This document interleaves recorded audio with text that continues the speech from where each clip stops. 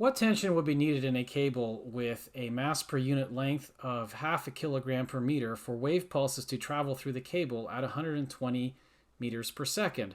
So a cable, it turns out, for waves traveling through it can be modeled as a string, and that means that the wave speed through a string formula is the relevant formula to use for this question, and that formula looks like this. It's v is equal to the square root of f divided by mu, where mu is, again, the Greek letter that represents the mass per unit length. In this case, though, we're being asked for that tension, so really the question we're looking at is what is F equal to? So I think it might make sense to square both sides here and try to use some algebra to isolate F so that I have a formula to plug into. If I multiply both sides by mu here, I get that that tension force F is equal to mu times v squared. So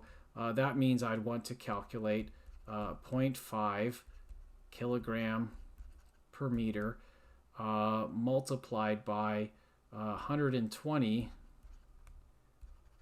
meters per second, and then that's squared. Unfortunately, in this problem, everything was given to us in base units. We didn't have to do any conversions. This is a force, so I think hidden in these units here somewhere there should be a force unit, which would be the Newton, and I think you can see it because when this meters per second gets squared, you'd have meters squared per second squared. One of those meters would cancel, and we'd have a kilogram meter per second squared after that happens, which is really what the Newton is equal to. So this is definitely going to be in newtons.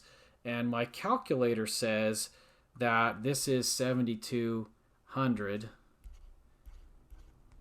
So I'm going to say 7,200 newtons. Let's check that with the slide, and we'll try not to worry about anything like significant figures on this one.